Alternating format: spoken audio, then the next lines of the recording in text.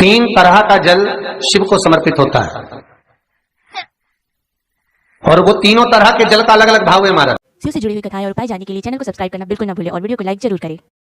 पहला जल सादा, घर से पानी लेकर गए, जल लेकर गए, शंकर को चढ़ाया, वो हमने घर का अपना एड्रेस बता दिया, भगवान शिव को जल चढ़ाकर अपने आनंद के लिए शंकर से कुछ प्राप्त कर लिया। दूसरा जल, जल के कलश में थोड़ा सा इत्र डालकर शंकर को जब समर्पित करते हैं तो महाराज घर में अगर कोई व्यक्ति बहुत रोगीला है, बहुत रोगीला, एक शिव महापुराण में, स्कंद पुराण में, नर्मदा पुराण में, भविष्य पुराण में, अग्नि पुराण में, नारद पुराण में, बरहा पुराण में, वामन पुराण में जितनी चीजें लिखी गई है एक एक प्रैक्टिकल कर देखो तो शिव महापुराण, स्कंद पुराण का यह भाव याद करिए कि एक लोटे पानी में इत्र मिलाकर, जल में इत्र मिलाकर, बहुत रोगीला व्यक्ति, बहुत बीमार व्यक्ति है, एक लोटा पानी उसका हाथ का स्पर्श कराकर शंकर को चढ़ाना प्रारंभ कर दीजिए। महाराज केवल 5 या 7 दिन चढ़ाओ और वो 7 दिन के बाद में उस बीमार व्यक्ति का क्रम देखिए कि उसमें कितना आराम लगा है। औषधि दवाई काम करना प्रारंभ करी कि ना करी। केवल इत्र समर्पित, इत्र का जल। तो पहला जल सादा, दूसरा जल है इत्र का, और महाराज तीसरा जल जो शिव महापुराण के अंतर्गत कहा गया है बेलपत्र का जल। तीसरा जो जल है वो बेलपत्र का जल। बेलपत्र का जल कैसा?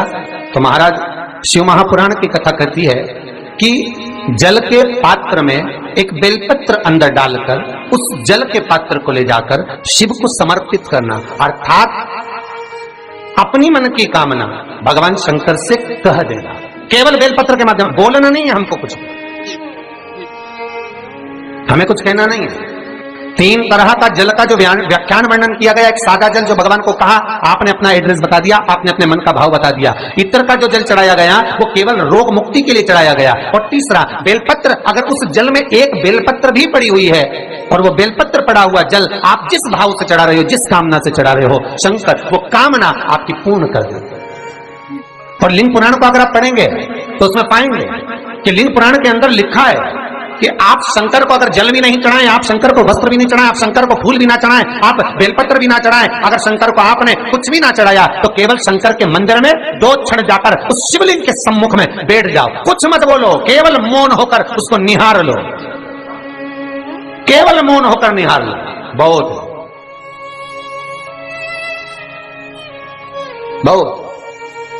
जो हनुमान जी महाराज को 3 तरह की माला समर्पित होती है, एक आंकड़े के पत्ते की, दूसरी बेलपत्र के पत्ते की, तीसरी पीपल के पत्ते की।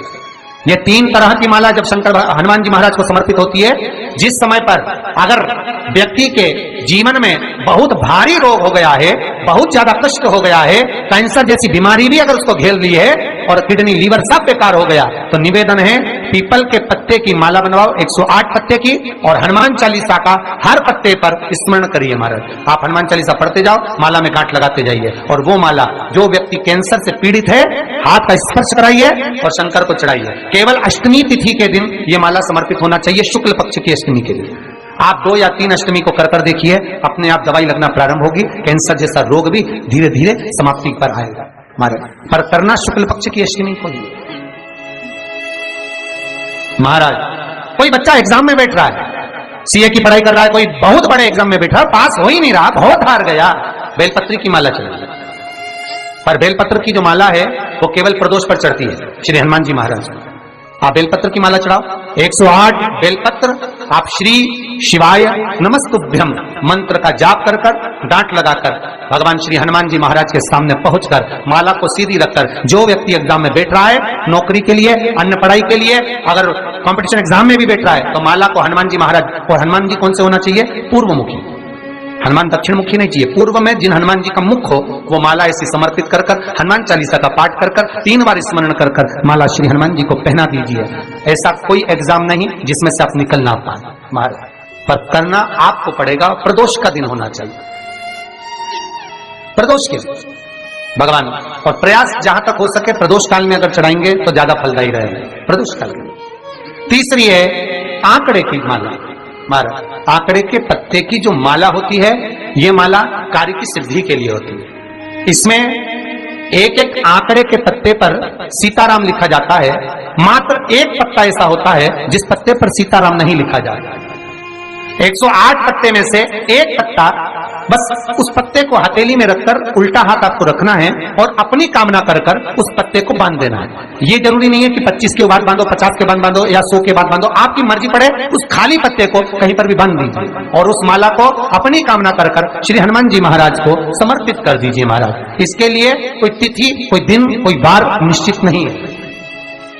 बस ये माला जब हनुमान जी को चढ़ जाए तब एक घी का और एक तेल का दिया हनुमान जी के सम्मुख में लंबी बाती का लगा देना है महाराज, एक घी का एक तेल, और अपनी कामना कर कर आप आ जाइए। आपकी वो कामना 2.5 महीना या 3 महीना, इससे ज्यादा नहीं जाएगा, वो कामना बाबा पूरी करेगा, क्योंकि शिव और हनुमान ये सब एक ही स्वरूप है। अब आप कहेंगे महाराज जी ये कौन सी पुराण से लिया है, तो आप इसको लिंग पुराण के अंदर देख सकते हैं। आप गीता प्रेस गोरखपुर के लिंग पुराण लीजिए, उसके अंतर्गत आप इसका व्याख्यान वर्णन पढ़ सकते हैं महाराज। एक एक क्रम हमारे शास्त्रों का हम उसको बस ज्ञात करें, हम इधर उधर डोले नहीं। हमारी पुराणों में इतने लेख लिखे गए हैं, उसको ही अगर हमने निकाल लिया तो हम जीवन में सुख पा सकते हैं, हम दुखी नहीं हो सकते। मंत्र कौन सा है जो दिया जा रहा है, वो मंत्र कौन सा है जो प्रदान किया जा रहा है?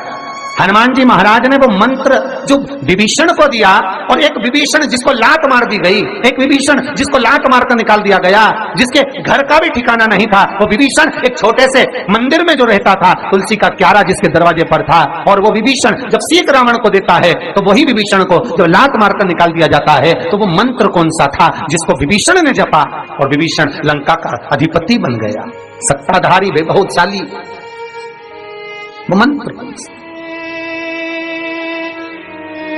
केवल एक मंत्र जो श्री हनुमान जी महाराज ने विभीषण को दिया महाराज, वो मंत्र कोई दूसरा नहीं था, केवल भगवान का नाम विभीषण को प्रदान किया था।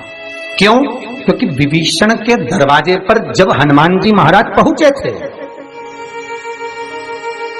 विभीषण के द्वार पर जब हनुमान जी महाराज पहुंचे तो विभीषण के दरवाजे पर जाकर क्या देखते हैं कि सब कुछ विभीषण के यहाँ पर है, और विभीषण लगा हुआ है, कभी यहाँ पर प्रणाम करता है, कभी वहां प्रणाम करता है, कभी विभीषण यहाँ जाता है, यहाँ नमन करता है, कभी विभीषण वहां नमन करता है, कभी विभीषण इस स्थान पर जाता है, विभीषण यहाँ मत डोल रहा है, ये हनुमान जी देख रहे हैं। घर में दिखाया तो वास्तु दोष है, क्या करें, पाइप तोड़वा के इधर का इधर कर दो, सीढ़ी तोड़वा के इधर कर दो। राशि में दिखवाया तो ग्रह दोष है। सारे दोष मनुष्य को नजर आते हैं और सब कुछ कर लेता है वो, पितृ दोष के लिए भी, वास्तु दोष के लिए भी, ग्रह दोष के लिए भी, पर मनुष्य को सारे दोष नजर आते हैं। जब दुख आता है बस एक दोष नजर नहीं आता अपने कर्मों का कि पहले क्या कर कर आया, वो भी तो दिखवाओ किसी महाराज से। महाराज जी बोल देंगे पितृ दोष है, महाराज जी कह देंगे वास्तु दोष है, महाराज जी कह देंगे ग्रह दोष है, महाराज जी कह देंगे ये दोष है, पर महाराज से एक दोष अपने को अपना छाटना है कि मेरे कर्म का दोष कौन सी। वास्तु शास्त्र वाले को बुलाकर घर भी बदल दिया, 50 बार मकान भी बदल दिया, सारे दोष हमने देखे, पर भीतर का दोष नहीं देख पाए कि हमारे कर्म का दोष क्या है। जो पूर्व में कर आए हो वो कर्म का भोग मनुष्य के शरीर में भोगना पड़ेगा, और मनुष्य के शरीर मिलता ही काय के लिए? एक भगवान का भजन करो और दूसरा कर्म का भोग भोगो, इसके सिवा है क्या? का शरीर केवल 2 कारणों से मिला है, एक कर्म का भोग भोगने के लिए और एक भगवान का भजन करने के लिए। तो कर्म का भोग भी भोगना और भगवान का भजन भी करना है। तो क्यों करना है? तो शिव महापुराण की कथा कहती है कि जितना तुम भजन करते रहोगे तो ये दुख जो आता है ये धीरे धीरे कटता रहेगा, बस भजन से दूर मत होना।